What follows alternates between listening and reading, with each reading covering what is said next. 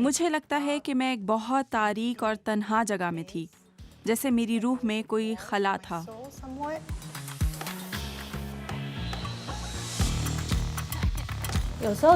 लेकिन मैंने कुछ खालीपन महसूस किया, जैसे किसी चीज़ की कमी थी।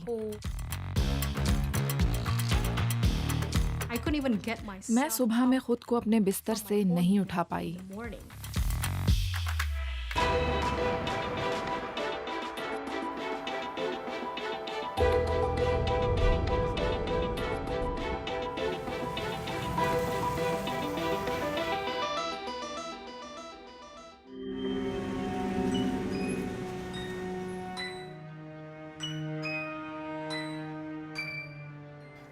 जब मैं 11 साल की थी तो मेरे वालिद फौत हो गए थे।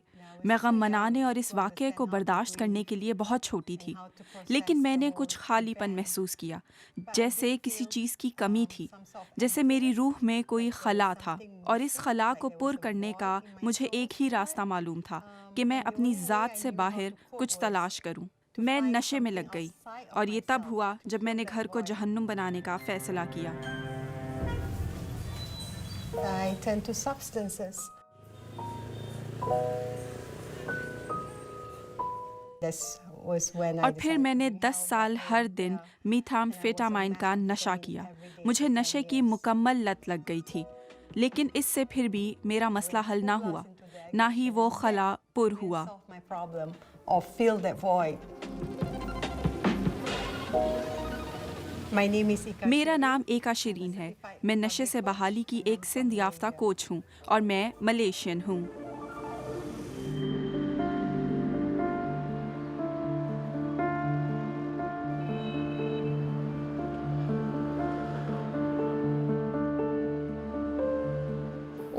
मेरे वालिद चाहते थे कि मैं ताइवान आ जाऊं। उनके ख्याल में कंबोडिया मेरे लिए महफूज नहीं था। इस वक्त बहुत सी कंबोडियन लड़कियां शादी के जरिए ताइवान आई थीं, इसलिए मैं ताइवान चली आई और 18 साल से यहीं पर हूँ।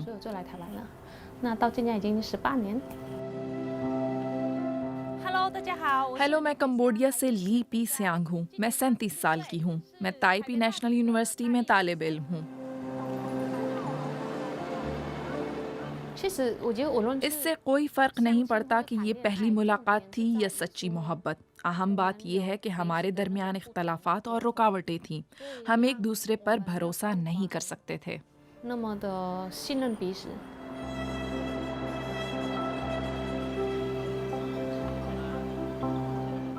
मैं इजहार ना कर सकने की वजह से तन्हा महसूस करती थी। मैं दूसरों को बेहतर तरीके से नहीं समझ सकती थी, और इससे मुझे तन्हाई महसूस होती थी। ये सिर्फ ज़बान की रुकावट या सकाफ़त के फ़र्क से मुतल्लिक़ नहीं था। ये इस मुतल्लिक़ था कि ताइवान के लोग गैर मुल्की दुल्हनों को किस नज़र से देखते हैं। ये इस तरह था जैसे कि हमारे दरमियान कोई दीवार या खला हो। कभी कभी मुझे बहुत मायूसी महसूस होती थी। जब बारिश होती, मैं अकेले में चिल्लाती थी।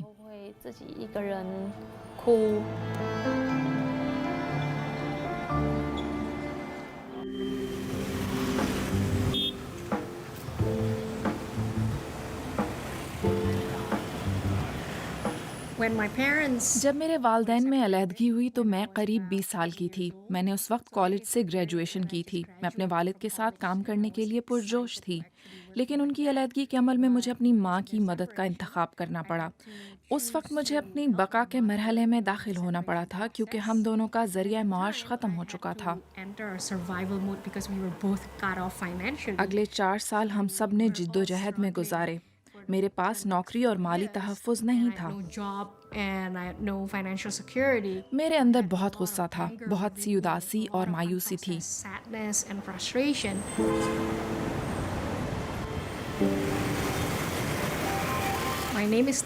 मेरा नाम स्टेफनी हरमावन है और मैं इंडोनेशिया से हूँ।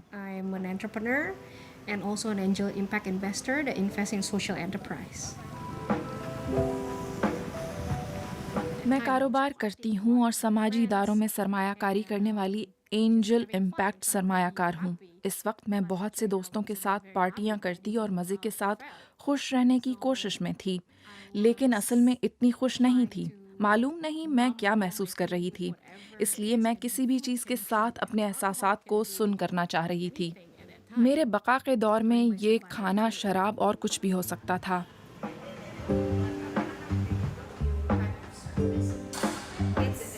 I started my own company. मैंने उस वक्त अपनी कंपनी शुरू की। मैं अपने कारोबार पर बहुत तवज्जो दे रही थी। फिर मैंने सोचा मैं खुश हूँ, दुरुस्त। I thought I was being happy, right?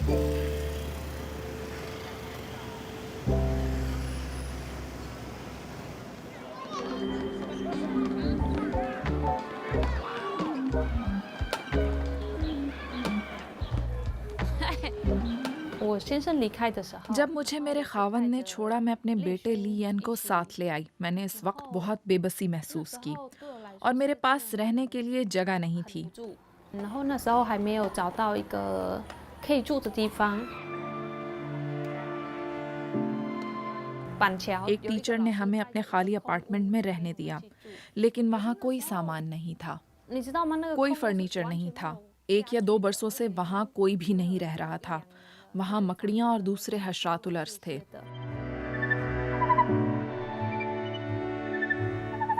这时候我会觉得 ये मेरी जिंदगी का स्याह तरीन दौर था। मैंने खुद को वहाँ रुकने पर मजबूर किया। 那时候我 मैं परेशान थी कि उससे मेरे बच्चे को नुकसान होगा। मेरी ख्वाहिश थी कि मेरा बेटा खौफ और बेचैनी के बगैर रह सके। 害到小孩，也希望孩子可以让他心里。 सो मैं वहीं रहकर खुद ही हर चीज़ से निमटने की कोशिश कर सकती थी। 所以我那时候只能让 मैं अपनी बका की जंग जीत गई। 这样子，然后处理所有的事情，可以熬过来了。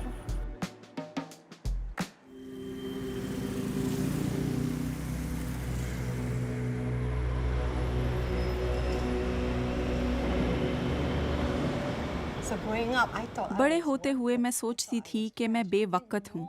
मैं सोचती थी कि मैं रद्दी की टोकरी हूँ। मुझे नहीं मालूम था कि ये एक बीमारी की तरह है, to a professional. बिल्कुल कैंसर की तरह, दिल की बीमारी जैसा, जहाँ मैं असल में एक प्रोफेशनल के पास जाकर मदद तलब कर सकती हूँ।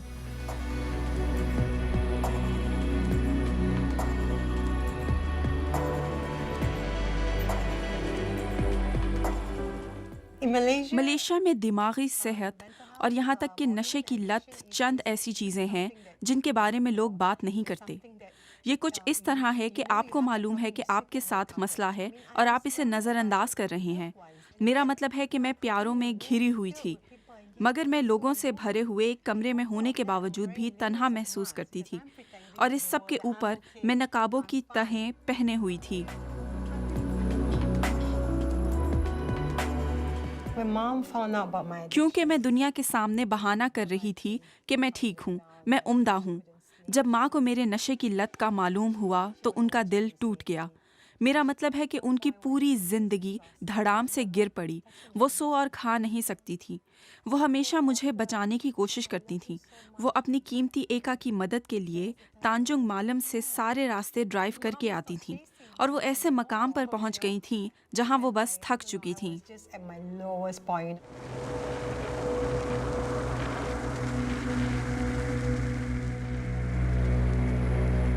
And that's when I मुझे याद है वो मेरे सर को छूकर कहती थी, ओह मेरी बच्ची, मैं तुम्हें बहुत चाहती हूँ। और फिर वो चली गई। और ये वो वक्त था जब मुझे समझ आई कि ओ नहीं, माँ अब मज़ीद मेरा पीछा नहीं कर रही। ये वो वक्त था जब मुझे मालूम नहीं था कि मैं अपने निचले तरीन मकाम पर हूँ।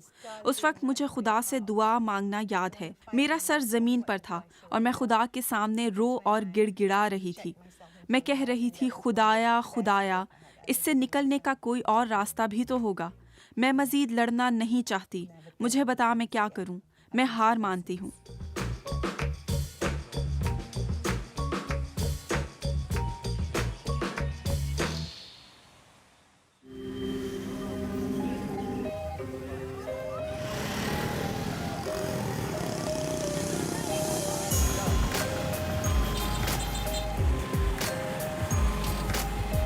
my biggest achievement. एक कारोबारी के तौर पर मेरी बड़ी कामयाबी अर्नेस्ट एंड यंग एंटरप्रेन्योर 2012 कारोबारी खातून का अवार्ड जीतना था। मुझे अब भी 2012 में अपने तमाम अवार्ड हासिल करना याद है। The end of the year, साल के आखिर में जश्न मनाना चाहती थी, इसलिए मैं छुट्टी पर जापान चली गई। मुझे खुश होना चाहिए था, लेकिन मेरे अंदर कहीं I don't know what's going on. मुझे नहीं मालूम क्या चल रहा था। मैं चिल्लाती चिल्लाती और चिल्लाती रही। मैं अपने बिस्तर में चिल्लाती रही। मुझे नहीं मालूम कि उस वक्त ही क्यों। मैं खो चुकी थी। शायद वो मेरी ज़िंदगी का पस्त तरीन मकाम था।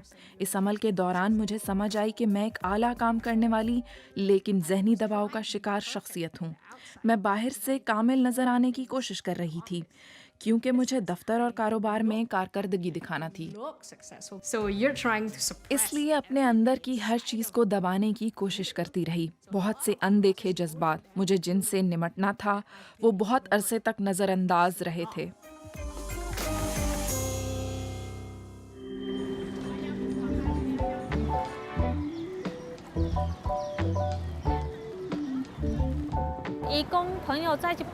यहाँ वीकेंड्स पर दोस्तों को मिलने के साथ गैर मुल्की वर्कर्स अपनी इलाकाई ज़बानों में किताबें पढ़ सकते हैं। ये उनको दुनिया के बारे में मज़ीद जानने में मदद देता है। इसके अलावा मेरे ख़्याल में मुताला मुलाजमत से जुड़े दबाव को कम करने में मदद देता है।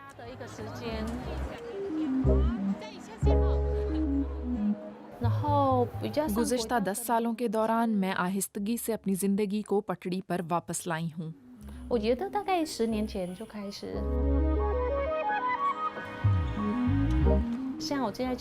मैं यूनिवर्सिटी में पढ़ रही हूँ और बुनियादी महारतें सीख रही हूँ। मैं एक अच्छी बुनियाद चाहती थी। इसके बाद मुझे उम्मीद है कि मैं अवामी मसाइल की तरफ तवज्जो कर सकूंगी, जैसा कि मुहाजरत और दीगर मौज़ूआत। मैं बखुशी ऐसा करना चाहूँगी और मैं ऐसा करने के लिए पुरुमीद हूँ।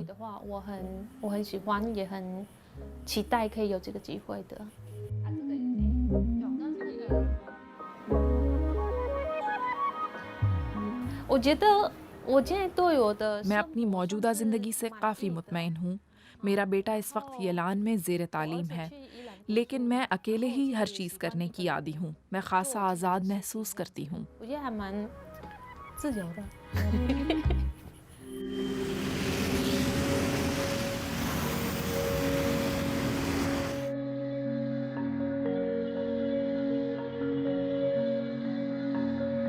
Thankfully, my friend introduced मैं me. शुक्रगुजार हूँ कि मेरी दोस्त ने मुझे मुराकबे के 7 रोज़ा प्रोग्राम से मुतारिफ कराया। उसने मेरी पूरी ज़िंदगी को बदल कर रख दिया।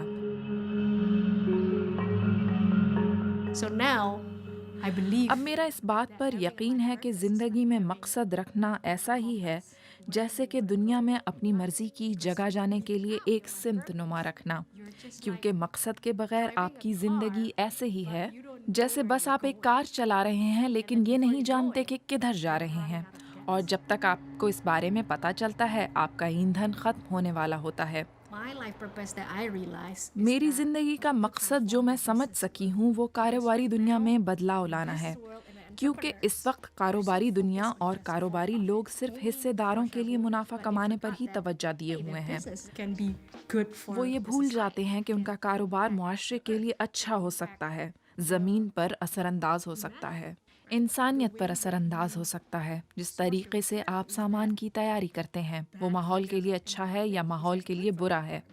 इसलिए मैं समाजी इदारों की तरबियत और उनमें सरमायाकारी करने से प्यार करती हूँ, क्योंकि उनका एक मखसूस मकसद है कि दुनिया पर मस्बत असर छोड़ा जाए। positive impact to the world.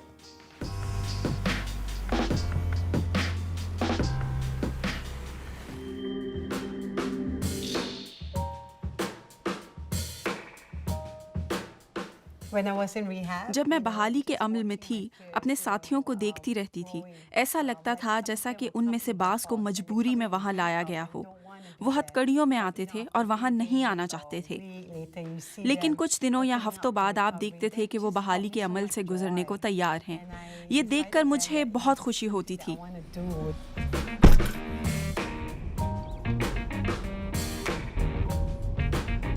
So since after coming out from rehab, और I उस said, वक्त मैंने फैसला किया कि ये वो काम है जो मैं करना चाहती हूँ। बहाली से निकलने के बाद से मैंने एक ऐसा सिंध याफ्ता बहाली कोच बनने के लिए क्लासें लेना शुरू कर दी।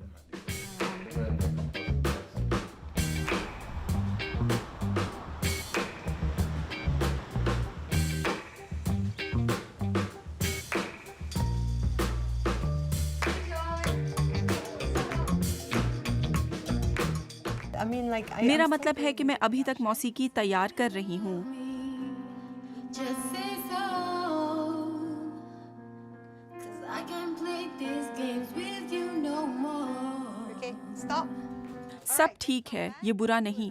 हम सबको एक और मौका दरकार होता है। From you. I still enjoy मैं that अभी work. भी इस काम से लुत्फानंदोज होती हूँ। I don't know, but मुझे नहीं मालूम, लेकिन मैं जानती हूँ कि बहाली ने मुझे बहुत रहमदिल बना दिया है। मज़ीद माफ़ करने वाली, दूसरों का मज़ीद ख्याल रखने और मोहब्बत करने वाली। a lot more acceptance, like before.